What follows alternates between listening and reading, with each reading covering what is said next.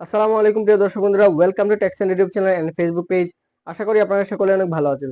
প্রিয় দর্শক বন্ধুরা, আজকে আমি একটি ইম্পর্টেন্ট ভিডিও নিয়ে চলে আসছি, আর সেটি হচ্ছে আপনারা কিভাবে সহজে ইন্ডিয়ান ভিসা অ্যাপ্লিকেশন করতে পারবেন। প্রিয় দর্শক বন্ধুরা, আপনি যদি ইন্ডিয়ান ভিসা অ্যাপ্লিকেশন করতে আগ্রহী হন, আপনি ইতিমধ্যে এই বিষয়টি অবগত আছেন। বর্তমানে কিন্তু খুব বেশি পরিমাণে ইন্ডিয়ান ভিসা রিজেক্ট হইতেছে। এর মূল কারণ হচ্ছে আপনারা সঠিকভাবে আবেদন করতে পারেন না এবং এমবাসিতে যাওয়ার সময় কিন্তু আপনারা সঠিক ডকুমেন্টগুলো নিয়ে যেতে পারেন না। এর জন্যই মূলত আপনাদের আবেদনগুলো বেশিরভাগ সময় বাতিল হয়ে থাকে। তো প্রিয় দর্শক বন্ধুরা, আজকে আমি কমপ্লিট একটি আবেদনের ভিডিও নিয়ে চলে আসছি, আর এই ভিডিওটি কিন্তু আপনারা স্কিপ করে দেখবেন না, এটা স্টেপ বাই স্টেপ আপনারা দেখবেন। আর এই ভিডিওটা যদি আপনারা ফলো করেন তাহলে কিন্তু আপনার ভিসা রিজেক্ট হওয়ার পসিবিলিটি অনেক কমে যাবে। যেসব ভুলের কারণে ইন্ডিয়ান ভিসা রিজেক্ট হয় সেই ভুলগুলো কিন্তু আমি ভিডিওতে দেখিয়ে দিয়েছি, আপনাদেরকে কোন কোন জায়গা কিভাবে সঠিকভাবে লিখতে হবে এবং স্টেপ বাই স্টেপ দেখিয়ে দিয়েছি। তো দেরি না করে আপনারা ভিডিওটা দেখে দেখে আবেদন শুরু করে দিন। আর ইন্ডিয়ান ভিসা অ্যাপ্লিকেশন সম্পর্কে কোনো মতামত থাকলে এই ভিডিওর কমেন্ট সেকশনে কমেন্ট করতে পারেন, অথবা আপনারা টেক্স এন্ড ফেসবুক পেজ, আমি আবার বলতেছি TECH স্পেস CENT এই নামে ফেসবুক পেজটি রয়েছে, সেখানে আপনারা মেসেজ করলে আমার রিপ্লাই পেয়ে যাবেন। তো দর্শক বন্ধুরা, আর দেরি না করে আমার এই চ্যানেলটি এখন সাবস্ক্রাইব করে দিন এবং পাশে থাকা বেল আইকনটি বাজিয়ে দিন। চলুন আমরা এখন আবেদনটি দেখি কিভাবে সঠিক পদ্ধতিতে আবেদন করতে হবে। ওকে, আমরা চলে আসলাম কম্পিউটার স্ক্রিনে। এখন আমরা অনলাইনে ভিসা অ্যাপ্লিকেশন করব। এর জন্য আমাদেরকে যে কোনো একটি ব্রাউজারে চলে যেতে হবে। আমি ক্রোম ব্রাউজার থেকে দেখাচ্ছি, আপনি অন্য যে কোনো ব্রাউজারে করতে পারবেন। ব্রাউজারে আসার পর আপনারা সার্চ বারে লিখে দেবেন ইন্ডিয়ান ভিসা অ্যাপ্লিকেশন। এটা লিখে আপনারা এন্টার করে দিবেন। এন্টার করে দেওয়ার পর আপনারা গুগলের সর্বপ্রথম যেই ওয়েবসাইটের লিঙ্কটি দেখতে পারবেন এটাতে ক্লিক করে দেবেন। এই লিঙ্কটিতে ক্লিক করার পর আপনারা এরকম একটি ওয়েবসাইটে চলে আসতে পারবেন। আর যদি এই ওয়েবসাইটে না আসতে পারেন তাহলে কোনো সমস্যা নেই, আমি আমার ভিডিওর ডিসক্রিপশনে এই ওয়েবসাইটের লিঙ্কটি দিয়ে রাখবো, সেখানে ক্লিক করলে আপনারা সরাসরি এই ওয়েবসাইটে চলে আসতে পারবেন, তাহলে আর কোনো ঝামেলা হবে না। এখানে আসার পর দেখতে পাচ্ছেন বড় করে 4টি অপশন দেওয়া আছে। প্রথমটি হচ্ছে অনলাইন ভিসা অ্যাপ্লিকেশন, তারপর আছে কমপ্লিট পার্শিয়ালি ফেল ফর্ম, অর্থাৎ আপনি আবেদন করার সময় কোনো কারণে আবেদনটি সাবমিট করতে ব্যর্থ হলেন, তখন আপনার পুনরায় ডাটা ফিল আপ করতে হবে না, আপনি একটি টেম্পোরারি কোডের মাধ্যমে আবেদনটাকে পুনরায় সম্পন্ন করে সাবমিট করতে পারবেন। তারপর রয়েছে ভিসা স্ট্যাটাস ইনকোয়ারি, এখানে আপনার ভিসা কোন অবস্থায় আছে সেটি দেখতে পারবেন। তারপর রয়েছে প্রিন্ট রেজিস্টার্ড অ্যাপ্লিকেশন, আপনি অ্যাপ্লিকেশন করার পর আপনার অ্যাপ্লিকেশন কপিটা আবার প্রিন্ট কপি এখান থেকে ডাউনলোড করতে পারবেন বা প্রিন্ট করতে পারবেন। তো আমরা ভিসা অ্যাপ্লিকেশন করব, এর জন্য অনলাইন ভিসা অ্যাপ্লিকেশন এই বাটনে ক্লিক করে দেব। ক্লিক করার পর আমরা এরকম পেজে চলে আসবো। এখানে আসার পর আমাদেরকে যাবতীয় তথ্য ফিল আপ করতে হবে। প্রথমেই আমাদেরকে দিতে হবে কান্ট্রি বা রিজন ফ্রম অ্যাপ্লাইং ভিসা, আপনি যে দেশ থেকে ভিসা অ্যাপ্লাই করছেন প্রথমেই সেই দেশটা সিলেক্ট করে দিবেন। এখানে অবশ্যই শুধুমাত্র একটি অপশন থাকবে বাংলাদেশ, কেননা আপনি বাংলাদেশের IP অ্যাড্রেস ব্যবহার করে অ্যাপ্লিকেশন করতে যাচ্ছেন, তাই ওয়েবসাইট অটোমেটিক্যালি সেটা বুঝে গেছে, তাই এখানে শুধুমাত্র একটি অপশন দেখতে পারবেন। তাই এখান থেকে আপনারা বাংলাদেশটাকে সিলেক্ট করে দেবেন। তারপর ইন্ডিয়ান মিশন বা অফিস, এখান থেকে ইন্ডিয়ান মিশন বা অফিস আপনার যেটা হয় সেটা দিয়ে দিবেন। তারপর আপনার ন্যাশনালিটি দিতে হবে, এখান থেকে বাংলাদেশটাকে খুঁজে বের করে দিয়ে দিবেন। এখন আমাদেরকে ডেট অফ বার্থ দিতে হবে, ডেট অফ বার্থ অবশ্যই আপনার পাসপোর্ট অনুযায়ী দিবেন। আমি আমার ডেট অফ বার্থটি দিয়ে দিচ্ছি, আপনি আপনারটা পাসপোর্ট দেখে দিয়ে দিবেন। তারপর আমাদেরকে একটা ইমেল অ্যাড্রেস দিতে হবে, আমাদের সবারই অলমোস্ট একটা করে জিমেল অথবা ইমেল অ্যাড্রেস থাকে, তো আমাদের ইমেল অ্যাড্রেসটা এখানে দিয়ে দেব। ইমেল আইডি লেখার পর আমাদেরকে আবার বলতেছে রি এন্টার ইমেল আইডি, আমাদেরকে পুনরায় আবার ইমেল আইডিটাকে লিখে দিতে হবে। এখানে কপি পেস্ট অ্যালাউড না, চাইলে আপনি কপি পেস্ট করতে পারেন আমার মতো। আজকে আমি আপনাদেরকে দেখাচ্ছি কীভাবে এই কপি পেস্টটা করবেন। প্রথমে টেক্সটটাকে সিলেক্ট করে নেবেন, তারপরে কন্ট্রোল ধরে মাউসের লেফট বাটন ক্লিক করে টান দিয়ে এনে নিচে ছেড়ে দিবেন, তাহলেই কপি পেস্ট হয়ে যাবে এখানে। তারপর রয়েছে এক্সপেক্টেড ডেট অফ অ্যারাইভেল, আপনি কত তারিখের দিকে ইন্ডিয়া ভ্রমণ করতে চাচ্ছেন সেটা একটা আনুমানিক একটা ডেট দিয়ে দিবেন। এটা একদম ফিক্সড হতে হবে এরকম না, আপনি আনুমানিক একটা ডেট দিয়ে দিবেন। তারপর রয়েছে ভিসা টাইপ, অর্থাৎ ভিসার ধরন, আপনি কোন ধরনের ভিসা নিতে চাচ্ছেন। এখানে মেডিকেল ভিসা হলে মেডিকেল সিলেক্ট করে দিবেন, আর যদি ট্যুরিস্ট ভিসা অর্থাৎ ভ্রমণ ভিসা নিতে চান তাহলে ট্যুরিস্ট সিলেক্ট করে দিবেন। ভিসা টাইপ সিলেক্ট করার পর ভিসা পারপাস সিলেক্ট করে দিবেন, এখানে ভিসা টাইপ অনুযায়ী আপনি লিস্ট হয়ে যাবে, সেখান থেকে আপনি আপনার পারপাসটা সিলেক্ট করে দিবেন। এখন আমাদেরকে ক্যাপচা ভেরিফাই করতে হবে, উপরে থাকা যে ইমেজ আছে সেই ইমেজ থেকে টেক্সটগুলো দেখে থেকে নিচে বক্সে বসিয়ে দিবেন, বসিয়ে কন্টিনিউ বাটনে ক্লিক করবেন। কন্টিনিউ বাটনে ক্লিক করার পর আমরা এই পেজে চলে আসবো। এখানে আসার পর দেখতে পাচ্ছেন টেম্পোরারি অ্যাপ্লিকেশন আইডি, এই টেম্পোরারি অ্যাপ্লিকেশন আইডিটা আপনারা কপি করে বা যে কোনো জায়গায় সেভ করে রেখে দিবেন। এই টেম্পোরারি অ্যাপ্লিকেশন আইডির কাজ হচ্ছে, আপনি যখন আবেদন করবেন, আবেদন করতে গিয়ে কোনো কারণে আবেদনটি সম্পন্ন করতে পারেন নাই, ইলেকট্রিসিটি চলে গেল বা যে কোনো কারণে আপনি আবেদনটি সম্পন্ন করতে পারেন নাই, তখন আপনি এই টেম্পোরারি অ্যাপ্লিকেশন আইডির মাধ্যমে পুনরায় এই যে ডাটাগুলো ফিল আপ করবেন সেই ডাটাগুলো পেয়ে যাবেন এবং সিরিয়াল ওয়াইজ আপনারা আবেদনটাকে সাবমিট করতে পারবেন। তো চলুন আবেদনটি শুরু করে দিই। প্রথমে দেখতে পাচ্ছেন আবেদনকারীর ডিটেলস, এখানে প্রথমে সারনেম দিতে হবে এবং গিভেন নেম দিতে হবে। সারনেম এবং গিভেন নেম নিয়ে অনেক কনফিউশনে পড়ে, অনেক সময় অনেকে ভুল করে দিয়ে দেয় কোনটা সারনেম এবং কোনটা গিভেন নেম। এক কথায় বলতে গেলে সারনেম হচ্ছে আপনার বংশগত নাম, আর গিভেন নেম তো বুঝতেই পারতেছেন যেটা আপনার রেগুলার নাম যেটা আছে সেটাই। আপনাদেরকে আমি একটি ডেমো পাসপোর্ট দেখাচ্ছি। এই পাসপোর্টে দেখতে পাচ্ছেন আপনার প্রথম অংশে সারনেম আছে এবং দ্বিতীয় অংশে গিভেন নেম আছে। আশা করি সারনেম এবং গিভেন নেম নিয়ে আর কোনো সমস্যা হবে না। এখন আমরা সারনেম এবং গিভেন নেম দিয়ে দিব। তারপর দেওয়া আছে have you ever change your name. আপনি কি কখনো আপনার নাম পরিবর্তন করেছিলেন? যদি পরিবর্তন করেন তাহলে এখানে বক্সটিতে টিক মার্ক দিয়ে দিবেন, আর না হলে এখানে টাচ করার প্রয়োজন নেই। তারপরে রয়েছে জেন্ডার, এখান থেকে আপনি মেল নাকি ফিমেল সেটা সিলেক্ট করে দিবেন। তারপরে রয়েছে টাউন বা সিটি অফ বার্থ, অর্থাৎ আপনি যে জেলায় জন্মগ্রহণ করেছেন সেই জেলাটা উল্লেখ করে দিবেন। এখন দিতে হবে কান্ট্রি বা রিজিয়ন অফ বার্থ, অর্থাৎ আপনি যে দেশে জন্মগ্রহণ করেছেন সেটা এখানে সিলেক্ট করে দিবেন। এখন আমাদেরকে সিটিজেনশিপ আইডি নম্বর দিতে হবে বা ন্যাশনাল আইডি দিতে হবে। ন্যাশনাল আইডি নম্বর দেওয়ার পর আমাদেরকে রিলিজিয়ন সিলেক্ট করতে হবে, অর্থাৎ আমাদের ধর্মটাকে সিলেক্ট করে দিতে হবে। এখন আমরা একটু নিচে চলে আসবো। নিচে আসার পর দেখতে পাচ্ছেন ভিজিবল আইডেন্টিফিকেশন মার্ক, অর্থাৎ আপনার শরীরে এমন কোনো কাটা ছেঁড়া আছে বা এমন কোনো দাগ আছে যার দ্বারা আপনাকে চিহ্নিত করা যায়। যদি এরকম কিছু থাকে তাহলে সেটা লিখে দিবেন, আর না থাকলে নো লিখে দিবেন। এখন আপনারা আপনার এডুকেশন দিয়ে দিবেন। আমি দিয়ে দিচ্ছি এসএসসি। এসএসসি হবে মেট্রিকুলেশন, আমি মেট্রিকুলেশন দিয়ে দিলাম। তারপর বলতেছে আপনার ন্যাশনালিটি কি জন্মগতভাবে নাকি অন্য কোনোভাবে। যদি জন্মগত হয় তাহলে এখানে বাই বার্থ দিয়ে দিবেন। এখন আমাদেরকে আমাদের পাসপোর্টের তথ্য দিতে হবে। প্রথমেই পাসপোর্ট নাম্বার দিয়ে দিবেন। তারপর রয়েছে প্লেস অফ ইস্যু, আপনার পাসপোর্ট কোথায় ইস্যু করা হয়েছে সেটা এখানে দিয়ে দিবেন। প্লেস অফ ইস্যু আপনার পাসপোর্টের এই অংশে থাকবে, সেটা আপনারা বসিয়ে দিবেন বক্সে। প্লেস অফ ইস্যু দিয়ে দিবেন। প্লেস অফ ইস্যু দিয়ে দেওয়ার পর এখানে দেখতে পাচ্ছেন ডেট অফ ইস্যু, অর্থাৎ আপনার পাসপোর্ট কত তারিখ ইস্যু করা হয়েছে। তারপর ডেট অফ এক্সপায়ারি, পাসপোর্টের এক্সপায়ারি ডেটটা দিয়ে দিবেন। তারপর বলতেছে এনি আদার ভ্যালিড পাসপোর্ট, আপনার যদি অন্য কোনো ভ্যালিড পাসপোর্ট থাকে তাহলে দিয়ে দিবেন ইয়েস, আর না হলে নো। এই পেজে ডাটা ফিল আপ করা শেষ হলে আমাদের সেভ অ্যান্ড কন্টিনিউ বাটনে ক্লিক করতে হবে। এখন আমাদেরকে বর্তমান ঠিকানা দিতে হবে। বর্তমান ঠিকানা দেওয়ার ক্ষেত্রে আপনাকে যেটা খেয়াল রাখতে হবে সেটা হচ্ছে আপনার বিদ্যুৎ বিলের কপি, পানির বিলের কপি অথবা গ্যাস বিলের কপি। এই তিনটি ডকুমেন্ট হতে যে কোনো একটি ডকুমেন্টের অ্যাড্রেস দিতে হবে এখানে, কেননা যেদিন আপনি আবেদনপত্র জমা দিতে যাবেন সেদিন কিন্তু আপনাকে এই তিনটি ডকুমেন্ট হতে যে কোনো একটি ডকুমেন্ট অ্যাড্রেস ভেরিফাই হিসেবে দিতে হবে। তো বুঝতেই পারছেন প্রেজেন্ট অ্যাড্রেস কতটা গুরুত্বপূর্ণ। প্রথমে রয়েছে হাউস নম্বর বা স্ট্রিট, এটা কিন্তু আপনার বিল পেমেন্টের কপিতে নাও থাকতে পারে, সেটা আপনারা একটা দিয়ে দিবেন। তাছাড়া বাকি যে ডাটাগুলো আছে সেগুলো কিন্তু আপনার সেই ডকুমেন্ট অনুযায়ী দিতে হবে যেটা আপনি সাবমিট করবেন আবেদনপত্রের সাথে। আমাদেরকে গ্রামের নাম দিতে হবে, গ্রামের নামটি দিয়ে দিবেন। তারপর দিতে হবে কান্ট্রি বা দেশ। কান্ট্রি দেওয়ার পর আমাদেরকে ডিস্ট্রিক্ট সিলেক্ট করতে হবে, আমাদেরকে জেলা দিতে হবে, জেলাটা দিয়ে দিবেন। জেলা দেওয়ার পর আপনার বর্তমান ঠিকানা পোস্ট অফিসের পোস্ট কোডটা দিয়ে দিবেন। তারপর আপনি আপনার ফোন নাম্বারটা দিয়ে দিবেন। ফোন নাম্বার দেওয়ার পর আপনার মোবাইল নাম্বারেও সেম একই নাম্বারটাই দিয়ে দিবেন। প্রেজেন্ট অ্যাড্রেস দেওয়া হয়ে গেলে এখন আমাদেরকে পার্মানেন্ট অ্যাড্রেস দিতে হবে। আপনার যদি প্রেজেন্ট অ্যাড্রেস এবং পার্মানেন্ট অ্যাড্রেস সেম হয় তাহলে এখানে বক্সটিতে টিক মার্ক দিয়ে দিবেন, তাহলেই হয়ে যাবে, আর পুনরায় পার্মানেন্ট অ্যাড্রেস দিতে হবে না। এখন চলে আসলাম ফ্যামিলি ডিটেলসে। এখানে আমাদেরকে পিতামাতার তথ্য দিতে হবে। প্রথমে আছে বাবার তথ্য, এখানে বাবার নাম দিয়ে দিবেন। এখন আপনাকে আপনার বাবার ন্যাশনালিটি দিতে হবে। তারপর বাবার প্রিভিয়াস ন্যাশনালিটি যদি থাকে তাহলে দিবেন, না হলে এখানে টাচ করার প্রয়োজন নেই। তারপর রয়েছে প্লেস অফ বার্থ, এখানে বাবার জন্ম জেলা দিয়ে দিবেন। তারপর রয়েছে কান্ট্রি বা রিজিয়ন অফ বার্থ, অর্থাৎ জন্ম দেশ দিয়ে দিবেন, কোন দেশে জন্মগ্রহণ করেছিলেন।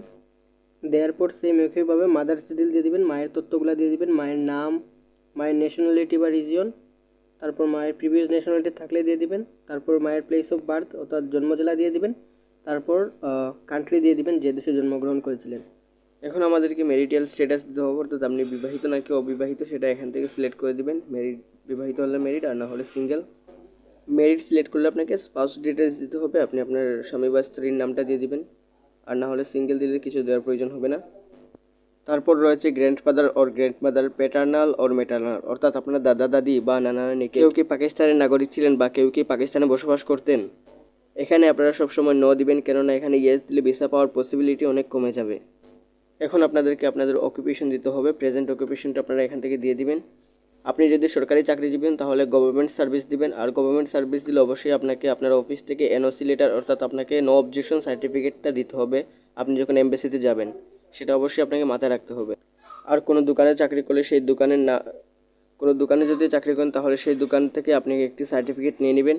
দোকান থেকে যেভাবে নো অবজেকশন সার্টিফিকেট নেবেন এর জন্য আমি একটি পিডিএফ দিয়ে দিব, ডেমো হিসেবে আপনারা সেটি দেখতে পারেন, সেটি ফলো করতে পারেন। আর আপনি যদি স্টুডেন্ট হন তাহলে সিলেক্ট করে দিবেন স্টুডেন্ট। এখন আপনাকে এমপ্লয়ার নেম বা বিজনেস নেম দিতে হবে, আপনি যেখানে জব করেন সেটা এখানে লিখে দিবেন। তারপর রয়েছে ডেজিগনেশন, আপনি চাইলে দিতে পারেন, আমরা দিচ্ছি না, না দিলেও চলবে। তারপর আমাদের বিজনেস যেখানে সেটার অ্যাড্রেস দিয়ে দিব। তারপর রয়েছে ফোন নাম্বার, আপনারা ফোন নাম্বারটা দিয়ে দিবেন, সেটাই ভালো, না থাকলে দেওয়ার দরকার নেই, না দিলেও চলবে। তারপর পাস্ট অকুপেশন চাইলে দিতে পারেন। তারপর রয়েছে আপনি কি কখনো মিলিটারি বা সেমি মিলিটারি, পুলিশ বা সিকিউরিটি অর্গানাইজেশনে কেউ ছিলেন, যদি থাকেন তাহলে সেটা দিয়ে দিবেন, আর না হলে দিয়ে দিবেন। যদি থাকেন তাহলে নিচের তথ্যগুলো ফিল আপ করে দিবেন। আমি দিয়ে 7 কন্টিনিউ বাটন ক্লিক করব। 7 কন্টিনিউ বাটন ক্লিক করতেছে না, তার মানে কোনো ডাটা ফিল আপ করার বাকি রয়েছে। হ্যাঁ, এখানে আমাদের আইএসডি কোডটা দিয়ে দিতে হবে, বাংলাদেশ, তারপরে ফোন নাম্বার, আইএসডি কোড দিয়ে দিলাম। এখন আমরা 7 কন্টিনিউ বাটনে ক্লিক করে দেবো। এই পেজে আসার পর আমরা যে ভিসাটি পাবো সেই ভিসা সম্পর্কে কিছু তথ্য দিতে হবে। আপনি কোন ধরনের ভিসা পেতে চান, কত মেয়াদে ভিসা পেতে চান, সেটা এখান থেকে দিয়ে দিবেন। প্রথমেই রয়েছে places likely to be visited, আপনি কোথায় কোথায় ভিজিট করবেন সেটা এখানে দিয়ে দিবেন। এই বক্সের মধ্যে আপনারা লিখে দিবেন কোন কোন জায়গায় ভ্রমণ করবেন। তারপর রয়েছে duration of visa in month, আপনি কত মান্থের ভিসা নিতে চাচ্ছেন সেটা এখান থেকে দিয়ে দিবেন। আমি সাজেস্ট করব আপনারা 1 বছর অর্থাৎ 12 মাসের ভিসাটা নিন। তারপর রয়েছে নাম্বার অফ এন্ট্রিস, অর্থাৎ আপনি ইন্ডিয়াতে কতবার এন্ট্রি করবেন সেটা এখান থেকে দিয়ে দিবেন। আমি সাজেস্ট করবো এখান থেকে আপনারা মাল্টিপল দেবেন, যেহেতু আপনারা 12 মাসের ভিসা নেবেন, 1 বছরে আপনি বারবার ভ্রমণ করতে পারবেন, সেক্ষেত্রে আপনাকে পুনরায় ভিসার প্রয়োজন হবে না। আমি সাজেস্ট করবো মাল্টিপলটাই দিয়ে দিবেন। তারপর রয়েছে পারপাস অফ ভিজিট আর এক্সপেক্টেড ডেট অফ জার্নি, এই দুইটা অটোমেটিক্যালি চলে আসছে, কেননা আমরা আবেদনের শুরুতে এই দুইটা তথ্য দিয়েছিলাম, তাই এটা এই পেজে অটোমেটিক চলে আসছে। তারপর রয়েছে port of arrival in India, আপনি কোন পোর্ট দিয়ে ইন্ডিয়াতে ঢুকবেন সেটা এখান থেকে দিয়ে দিবেন। আনুমানিকটা দিয়ে দিবেন, সেটা আপনাকে একদম ফিক্স হতে হবে এরকম না। আমি বাই এয়ার দিয়ে দিচ্ছি, এবং এক্সটের ক্ষেত্রেও আমি বাই এয়ার দিয়ে দিচ্ছি। আপনি বাই এয়ার দিলেও আপনি পোর্ট দিয়ে যেতে পারবেন, পোর্ট দিলেও আপনি বাই এয়ারে যেতে পারবেন, সেক্ষেত্রে কোনো ঝামেলা হবে না। তো আপনারা যে কোনো একটা দিয়ে দিবেন। তারপর স্ক্রল করে একটু নিচে চলে আসলাম, এখানে বলতেছে have you ever visited India before, আপনি কি আগে কখনো ইন্ডিয়া ভিজিট করেছিলেন, যদি ভিজিট করে থাকেন তাহলে সেটা দিয়ে দিবেন। তারপর অ্যাড্রেস দিয়ে দিবেন, কোথায় কোথায় গিয়েছিলেন, তারপর এখানে যেই ভিসার তথ্যগুলো আছে সেটা দিয়ে দিবেন। আর যদি না যেতে থাকেন তাহলে নো সিলেক্ট করে দিবেন। তারপর বলতেছে আপনি কি কখনো ভারতে যাওয়া বা থাকার ক্ষেত্রে কখনো রিফিউজড হয়েছেন, যদি রিফিউজড হয়ে থাকেন তাহলে কন্ট্রোল নম্বরটা মেনশন করে দিন এবং ডেটটাও দিয়ে দিন, কত তারিখে সেটি বাতিল করা হয়েছিল। আর যদি রিফিউজড না হয়ে থাকেন তাহলে নো বাটনে ক্লিক করে দিন। তারপর লাস্ট 10 বছরে আপনি কোন কোন দেশে ভিজিট করেছেন সেটা এখানে লিখে দিন, যদি না যেয়ে থাকেন তাহলে কিছু লেখার প্রয়োজন নাই। তারপর আছে লাস্ট 3 বছরে কি আপনি সার্কভুক্ত কোনো দেশে ভ্রমণ করেছেন, যদি ভ্রমণ করে থাকেন তাহলে ইয়েস দিবেন, দিয়ে ডিটেলস দিবেন, আর না হলে নো দিয়ে দিন। এখন আমাদেরকে রেফারেন্স দিতে হবে, রেফারেন্স হিসেবে আপনি ইন্ডিয়ার একজনকে দিতে হবে এবং বাংলাদেশের একজনকে দিতে হবে। যদি আপনার ইন্ডিয়াতে কেউ পরিচিত থাকে তাহলে তো তার নাম, অ্যাড্রেস, তার ফোন নাম্বার সব দিয়ে দিবেন। আর যদি না থাকে তাহলে কীভাবে কালেক্ট করতে হবে আমি আপনাদেরকে দেখিয়ে দিচ্ছি। আমি আমার ভিডিও ডিসক্রিপশনে আরও একটি লিঙ্ক দিয়ে রাখবো, সেই লিঙ্কে ক্লিক করে আপনারা এরকম একটি ওয়েবসাইটে চলে আসতে পারবেন। এখানে আসার পর আপনি যেই স্টেটে যেতে যাচ্ছেন সেই স্টেটের একটা অ্যাড্রেস কালেক্ট করে সেটা দিয়ে দিবেন। আমি কলকাতা সিটিতে যাব, তাই আমি ওয়েস্ট বেঙ্গল স্টেটের একটা অ্যাড্রেস সিলেক্ট করলাম, এটা আমি দিয়ে দিব। রেফারেন্স নেম হিসেবে আপনি যে কোনো একটা দিয়ে দিবেন, শুধুমাত্র অ্যাড্রেসটাই আপনি এই ওয়েবসাইট থেকে নিয়ে এসে দিয়ে দিবেন এখানে। আমি যে কোনো একটি নাম দিয়ে দিলাম, তারপর ওয়েবসাইট থেকে অ্যাড্রেস, ফোন নাম্বার এনে এখানে বসিয়ে দিব। এখন আমাকে স্টেট সিলেক্ট করতে হবে, ওয়েস্ট বেঙ্গল। স্টেট দেওয়ার পর এখন আমাদেরকে ডিস্ট্রিক্ট দিতে হবে, ডিস্ট্রিক্ট দিয়ে দিলাম কলকাতা। এখন ওয়েবসাইট থেকে আবার ফোন নাম্বারটা এনে বসিয়ে দেব। এখন রেফারেন্স হিসেবে বাংলাদেশের একজনকে দিতে হবে। এখানে আপনি আপনার ফ্যামিলি মেম্বার কাউকে দিয়ে দিতে পারেন, অথবা আপনার ঘনিষ্ঠ কাউকে দিয়ে দিতে পারেন। যার নাম এবং যার নাম্বার দিবেন তাকে অবশ্যই জানিয়ে রাখবেন বিষয়টি, যেন এমবাসি থেকে কল করা হলে আপনার সম্পর্কে ভালো কিছু বলতে পারে। এখন আমাদেরকে সেভ এন্ড কন্টিনিউ বাটনে ক্লিক করতে হবে। এই পেজে আসার পর আপনারা 6টা কোয়েশ্চেন দেখতে পারবেন, এই কোয়েশ্চেনের আনসার আপনাদেরকে দিতে হবে। আনসার হিসেবে সবগুলোতেই আপনার নো সিলেক্ট করতে হবে, যদি আপনি ইয়েস সিলেক্ট করেন তাহলে কিন্তু আপনার ভিসা পাওয়ার পসিবিলিটি একদম কমে যাবে। সবগুলোতে নো দিয়ে দিবেন, নো দিয়ে নিচে চলে আসবেন, আসার পরে এই বক্সটিতে আপনারা টিক মার্ক দিয়ে দিবেন, দিয়ে তারপরে সেভ এন্ড কন্টিনিউ বাটনে ক্লিক করবেন। তারপরে এই পেজে আসার পর আমাদেরকে ছবি আপলোড করতে হবে, ছবির কিছু রিকোয়ারমেন্ট দেওয়া আছে এখানে। রিকোয়ারমেন্টগুলো আমি বাংলাতেও দিয়ে দিচ্ছি, আপনারা এটা সেভ করে রাখতে পারেন, স্ক্রিনশট দিয়েও রাখতে পারেন। ছবি চাইলে আপনি নিজেও রেডি করতে পারবেন, বিভিন্ন ওয়েবসাইট আছে, ওয়েবসাইটে কিন্তু খুব সহজেই ছবি রেডি করা যায়। তাছাড়া আপনি বিভিন্ন কম্পিউটারের দোকান অথবা স্টুডিওতে গিয়ে এই রিকোয়ারমেন্টগুলো দেখালে তারা আপনাকে ছবি রেডি করে জেপিজি ফরম্যাটে দিয়ে দিবে, তখন আপনি সেটা আপনার মোবাইল অথবা ডেস্কটপে রেখে দিবেন। তারপর চুজ ফাইল এখানে ক্লিক করে আপনার ছবিটাকে সিলেক্ট করে ওপেন বাটনে ক্লিক করে দিবেন। তারপর আপলোড ফটো, এই বাটনটি কালারফুল হয়ে যাবে, তখন এখানে ক্লিক করে দিবেন। চাইলে আপনি এই পেজে আবারও ক্রপ করতে পারবেন। ক্রপ করার পর ক্রপ অ্যান্ড সেভ বাটনে ক্লিক করে দেবেন। ক্রপ করার পর এখন আমাদেরকে সেভ অ্যান্ড ক্যাপচার বাটনে ক্লিক করে সেভ করে দিতে হবে। সেভ অ্যান্ড ক্যাপচার বাটনে ক্লিক করার পর আমরা এই পেজে চলে আসবো। এই পেজে আপনারা দেখতে পারতেছেন address at place of stay hotel, অর্থাৎ আপনি ভারতে যাওয়ার পর কোন হোটেলে গিয়ে উঠবেন সেই হোটেলের নাম, অ্যাড্রেস, ইমেইল, ফোন নাম্বার দিতে হবে। কিন্তু আপনি যদি হোটেল প্রি বুক করে থাকেন তাহলে হোটেলের অ্যাড্রেসটা এখান থেকে দিয়ে দিবেন, আর যদি প্রি বুক না করেন থাকেন তাহলে কোনো সমস্যা নেই। আপনি যে কোনো একটি হোটেল, আপনি যেই স্টেটে যাবেন, যেই জায়গাতে যাবেন সেই জায়গায় একটা হোটেল সার্চ করে আপনারা এখানে বসিয়ে দেবেন সব তথ্যগুলো।